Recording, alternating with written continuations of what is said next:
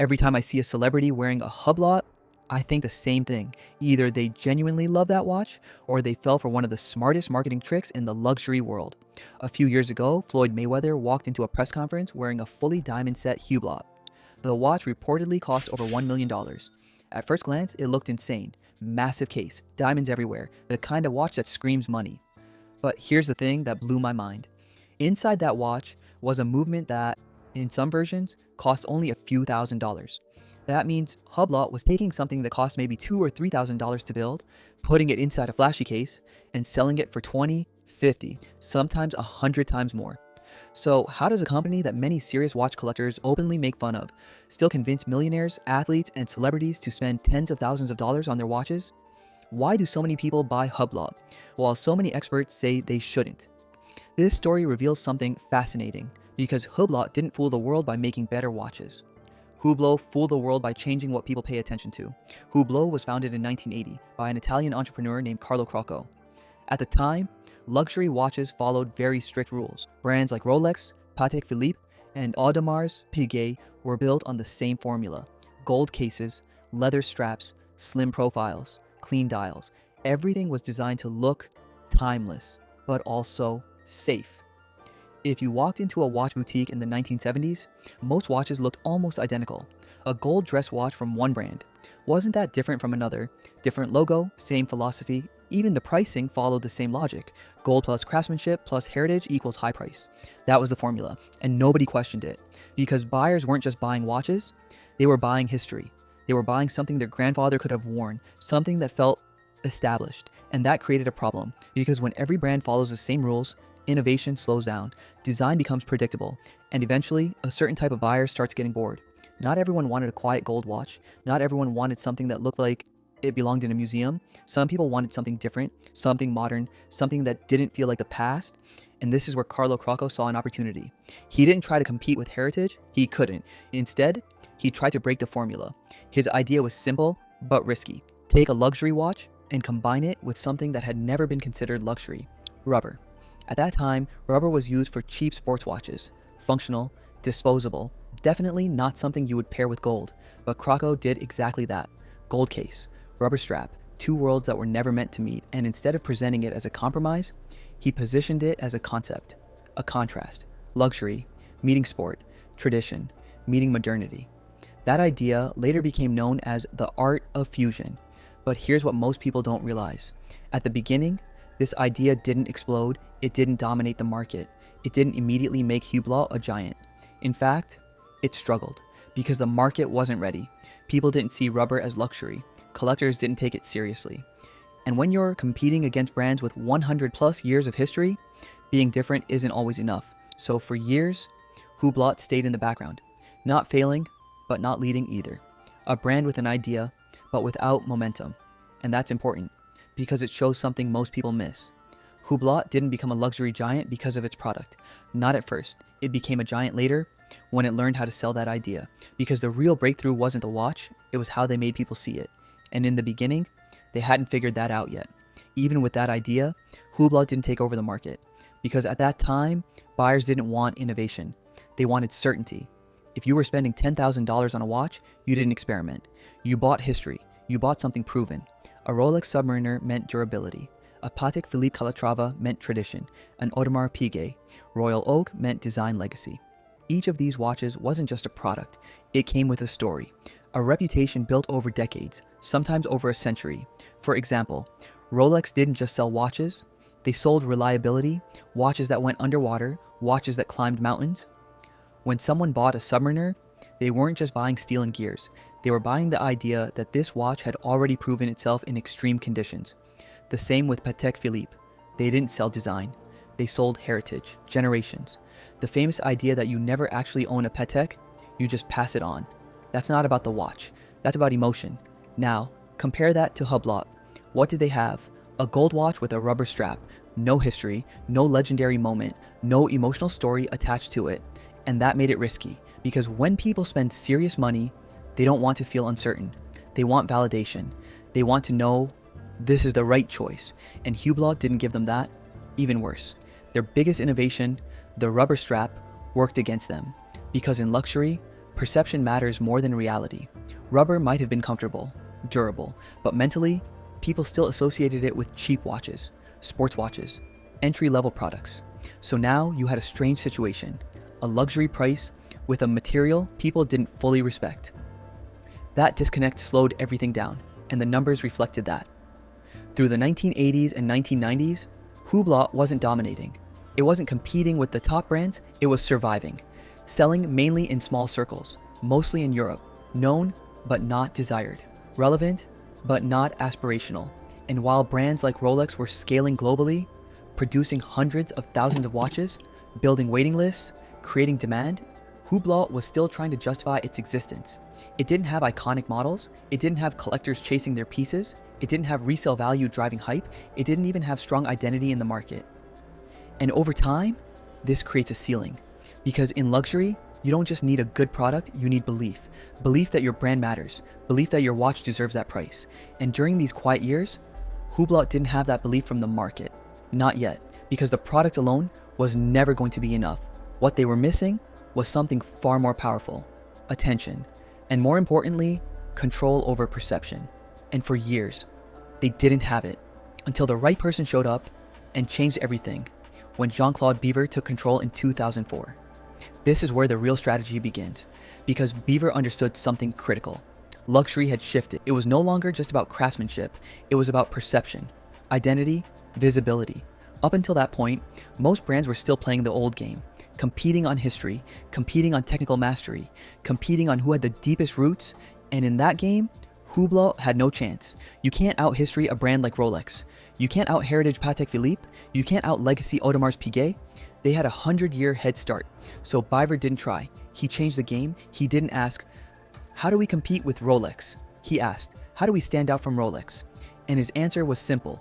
Don't compete on heritage, replace it. Instead of selling the past, sell the present. Instead of quiet elegance, sell bold visibility. Instead of tradition, sell attention. And this is where the strategy becomes very deliberate. Biver realized something most brands were ignoring. A new type of buyer was entering the market. Athletes, entertainers, entrepreneurs, people who had made money fast and didn't care about old world prestige. They didn't want their grandfather's watch, they wanted something that reflected them. Loud, modern, recognizable instantly. Something you could see from across the room and know exactly what it was. That insight changed everything, because now Hublot wasn't competing with watch brands, it was competing for attention. And attention follows visibility. So Biver leaned into everything traditional brands avoided. Bigger cases, bolder designs, more aggressive aesthetics, unconventional materials, and most importantly, association. Instead of waiting decades to build legacy, he borrowed it through people, strategic partnerships, public figures, moments. Because when the right person wears your product, you don't need history, you get instant credibility. And this is where Hublot's transformation really begins. Not as a watch company, but as a perception company. Because Biver understood something most people miss. If you can control what people notice, you can control what they value. And once you control value, price becomes flexible.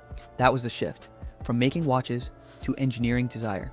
And in 2005, that idea finally took physical form. In a way the market couldn't ignore, in 2005, Hublot launched the Big Bang, and everything changed. This wasn't just another watch release. This was a complete reset. Because until this point, Hublot had an idea, but no dominance. Now it has both. The Big Bang didn't follow traditional design rules, it broke them. The watch was large, much larger than most luxury watches at the time. While brands like Patek Philippe were making slim, elegant dress watches, and Rolex was refining classic proportions, Hublot went in the opposite direction. Bigger case, thicker profile, more presence on the wrist. It wasn't designed to sit quietly under a shirt cuff, it was designed to be seen from a distance, immediately recognizable. And then came the construction. The Big Bang wasn't a single piece design, it was layered, almost like it was assembled in sections. Case, bezel, visible screws, different materials stacked together, steel with rubber, ceramic with titanium, carbon fiber with gold. This wasn't traditional watchmaking aesthetics. This looked closer to industrial design, almost like something inspired by machines rather than jewelry. And that was intentional, because now Hublot wasn't trying to look timeless. It was trying to look modern, aggressive, current, something that matched the energy of athletes, celebrities, people living fast, visible lives. And the market responded immediately. Sales didn't just grow, they exploded. Within a few years, Hublot went from being a relatively quiet brand to one of the fastest growing luxury watch companies in the world. Retailers started paying attention. Customers who had never considered Hublot before suddenly wanted one. But here's the key detail most people miss. The success wasn't just because the watch looked different, it was because it solved a problem, a visibility problem. Traditional luxury watches were subtle. You had to know watches to recognize them. Audemars Piguet Royal Oak or a Patek Philippe piece only stood out to people who understood horology. But the Big Bang, anyone could see it. Anyone could recognize it, even if they knew nothing about watches. And that changed the game, because now the value of the watch wasn't just in what it was in how easily it could be noticed. And once that happens, you're no longer selling craftsmanship, you're selling attention. That's why the Big Bang worked. Not because it was the most complex watch, not because it had the deepest heritage, but because it was impossible to ignore. And in modern luxury, that's often more powerful than anything else. But what people saw was only half the story, because once you look past the surface, a completely different picture started to appear. From the outside, Hublot looked cutting edge, new materials, bold identity, modern luxury. Everything about it felt advanced, different, expensive for a reason. But inside, many watches told a very different story. And this is where things get interesting, because the exterior was loud and complex. The core of the watch was often familiar. For example, early Big Bang chronographs used the Valjoux 7750 base, a movement that has been around since the 1970s. Reliable, proven, but very common. You'll find similar architecture in watches from Tissot Hamilton Watch Company. Watches that cost a fraction of Hublot. Now, to be clear, there's nothing wrong with the 7750. It's one of the most dependable chronograph movements ever made. But that's exactly the point. It's not rare, it's not exclusive, and it's definitely not something you'd expect inside a watch costing $10,000, $20,000, or more. So what Hublot did was modified it, decorate it, rename it, turn it into something that felt proprietary. For example, what was essentially a Valjoux 7750 became something like the Hub 4100 inside Hublot. Same base architecture, different perceptions, and this created a gap between what people thought they were buying and what they were actually getting. From the outside, a high-tech, futuristic luxury watch. From the inside, a widely used industrial movement with modifications. Now compare that to brands like Patek Philippe or Audemars Piguet. They design movements in-house, from scratch, complex, unique, difficult to produce. That's where a large part of their value comes from. Engineering, exclusivity. But Hublot focused somewhere else. Let's break it down with simple numbers. A Valjoux 775 O base movement, depending on finishing and modification, might cost a few hundred to a couple $1,000s. Even with upgrades, you're still nowhere near the final retail price. Now look at the full watch, $10,000, $15,000, $20,000, or more. So where does the rest of the value come from? Not just materials, not just engineering. A large part of it comes from perception, design, brand positioning, and most importantly, what the watch communicates. And this is where the divide begins. Collectors, the people who understand movements, started questioning Hublot. They compared it directly. Same base movement, huge price difference. And to them, it didn't make sense. But at the same time, another group didn't care at all, because they weren't buying the movement, they were buying the experience. The look, the presence, the way it felt on the wrist, the way it stood out in a room. So now you had two completely different perspectives. One group saying this is overpriced for what's inside, and another group saying I don't care what's inside, look at it. And that's the key shift, because Hublot wasn't trying to win the first group, they were winning the second. The people who don't open the case back, the people who don't compare calibers, the people who judge value based on what they can see. And once you understand that, everything else starts to make sense, because Hublot didn't fool people by hiding the truth. They did it by redirecting attention away from what matters to experts and toward what matters to everyone else. And once that shift happened, the rules of the game changed, not just for Hublot, but for how luxury itself was being sold. This is the moment Hublot changed the game, not gradually, not subtly, completely. It stopped competing on mechanics and started competing on perception. Instead of asking, how complex is the movement? It asked, how visible is the watch? How loud is the design? What does it signal? And that shift changed everything. Because for decades, luxury watches followed one core idea. The value is inside. The movement, the craftsmanship, the invisible details only experts understand.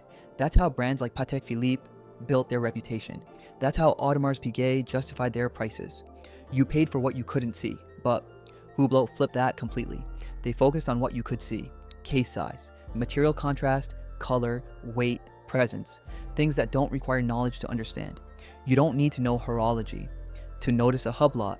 You don't need to understand movements to recognize it instantly, and that's powerful because it removes friction. Now anyone can participate, anyone can feel the value without needing years of knowledge, and this is where perception starts beating specification.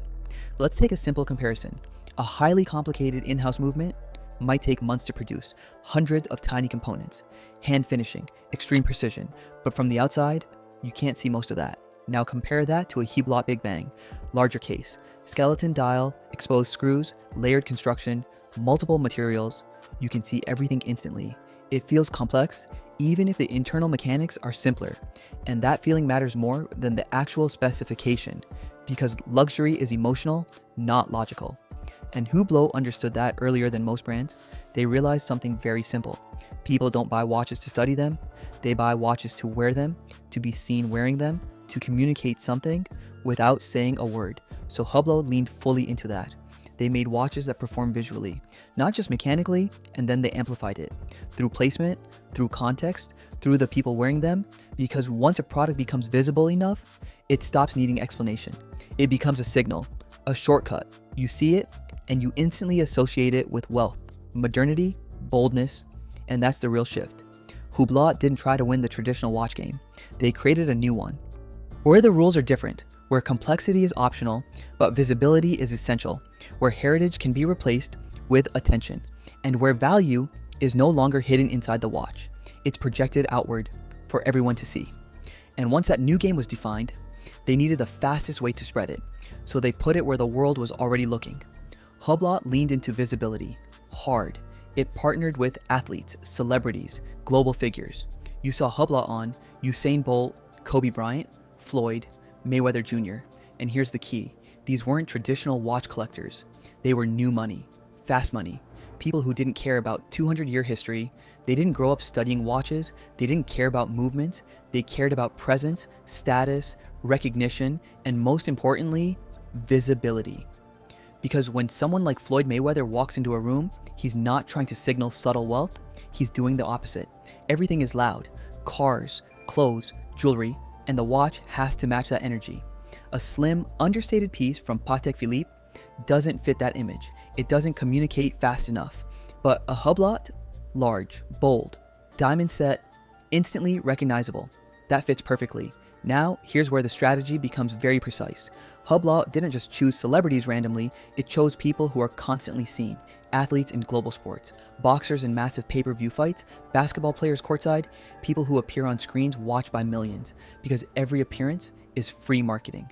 Every wrist shot is exposure. And over time, this creates association.